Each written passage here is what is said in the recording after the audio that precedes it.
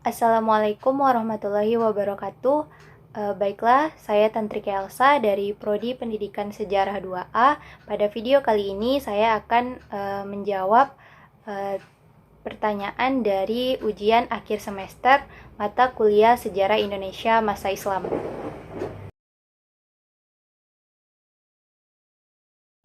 Peradaban Islam Nusantara.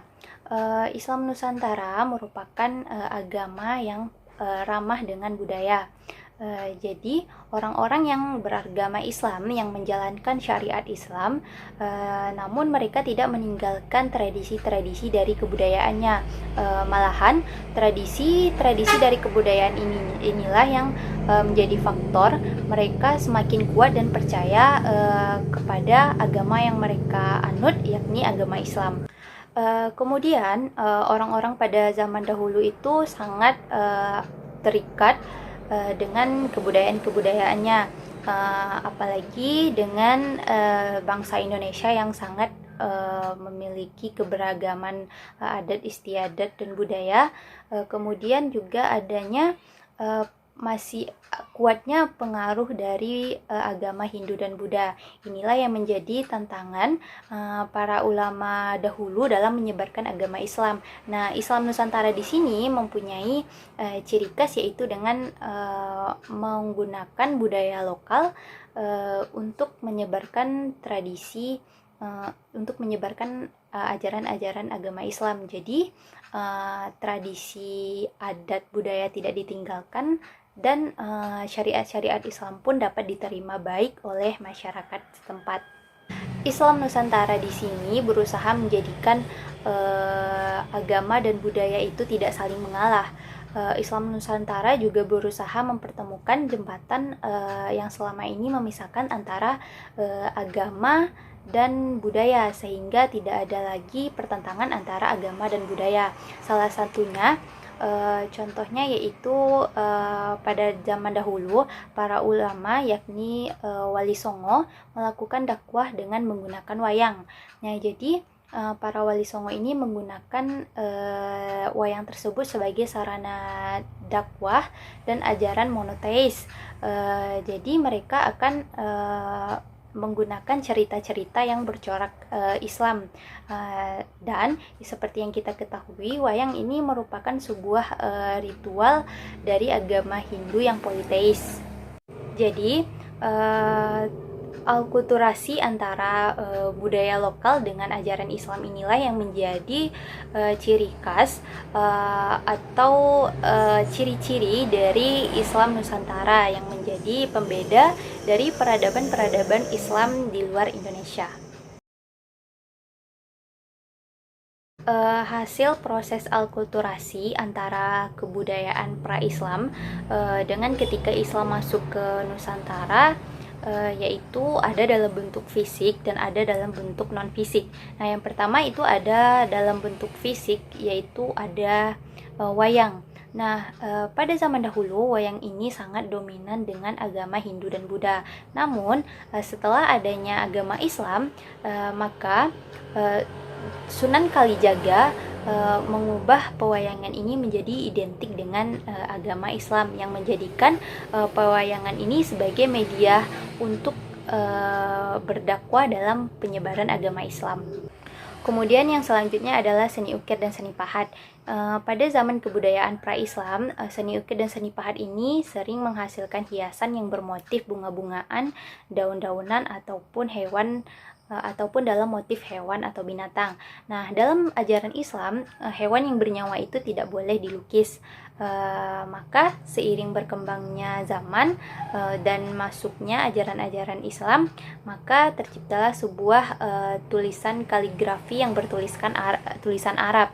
Nah, inilah yang menjadi hasil dari seni ukir dan seni pahat tadi yang bercorak Islam. Kemudian ada juga gamelan. Jadi Wali Songo memanfaatkan gamelan untuk menarik minat warga agar bisa menghadiri pengajian sebagai salah satu bentuk dari syiar Islam.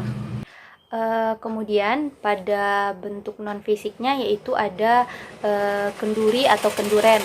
Kenduri ini adalah sebuah acara untuk mendoakan arwah orang yang sudah meninggal. Kenduri ini sudah ada sejak zaman Hindu-Buddha. Namun dengan masuknya Islam ke Nusantara oleh Sunan Ampel, tradisi kenduren ini disesuaikan dengan ajaran-ajaran Islam agar pelaksanaan kenduri ini tidak menyimpang dari ajaran-ajaran agama Islam.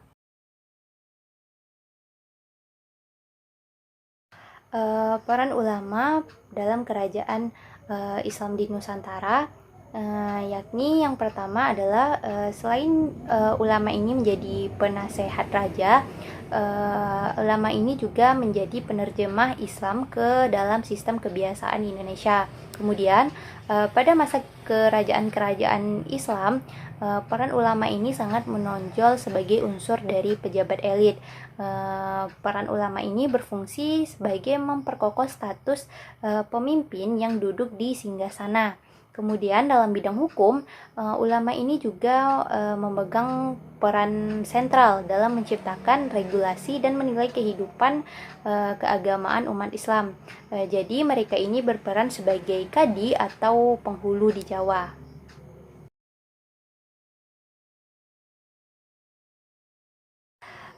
Penyebab timbulnya perang saudara pada Kesultanan Aceh ini berawal dari meninggalnya Sultan Alauddin Riayat Shah. Jadi otomatis dengan meninggalnya Sultan Alauddin ini, maka untuk kepemimpinan Kesultanan Aceh digantikan oleh anaknya sendiri, yakni Sultan Hussein. Sultan Hussein ini akan menggantikan ayahnya sebagai pemimpin Kesultanan Rakyat Aceh. Namun Sultan Hussein ini kurang disenangi oleh saudara-saudaranya, maka timbullah perang saudara yang menyebabkan Sultan Hussein ini tewas. Dan pada akhirnya Kesultanan Aceh ini diperintah oleh Sultan Ali Riayat Shah. Perlawanan rakyat Indonesia terhadap kolonialisme, yakni masyarakat Indonesia melakukan perlawanan dengan perjuangan fisik dengan menggunakan senjata. Perlawanan ini bersifat lokal dengan dipimpin oleh seorang tokoh masyarakat.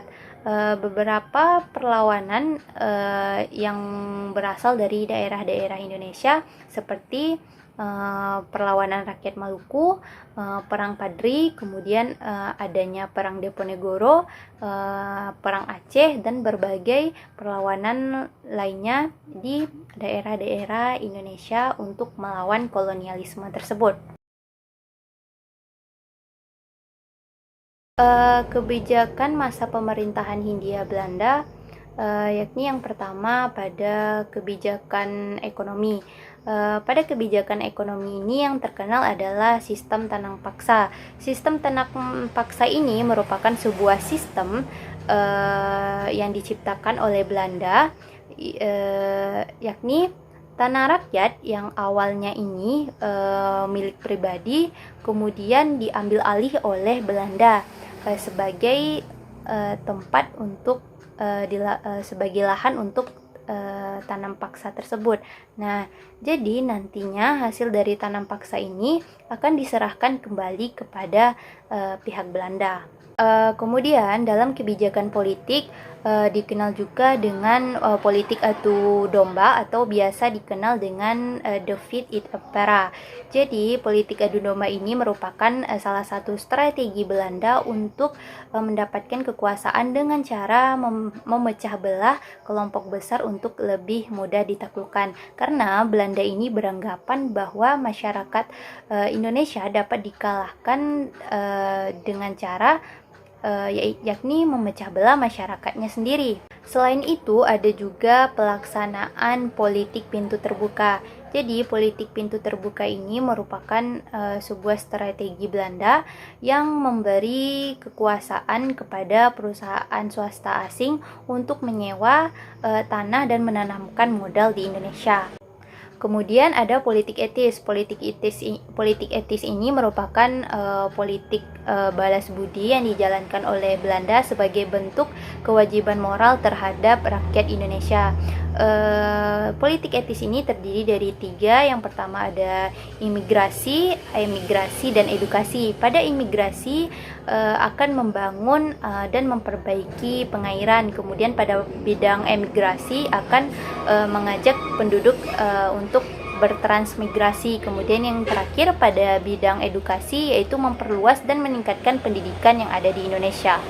Kemudian perubahan di bidang sosial dan budaya pada masa penjajahan dengan sekarang ialah sudah adanya penghapusan diskriminasi kelas sosial, kemudian dibukanya sekolah untuk seluruh masyarakat Indonesia, dan adanya pengaruh budaya yang ditinggalkan seperti bahasa, yakni kosakata serapan, kemudian ada kesenian, arsitektur bangunan, dan gaya berpakaian yang kebarat-baratan.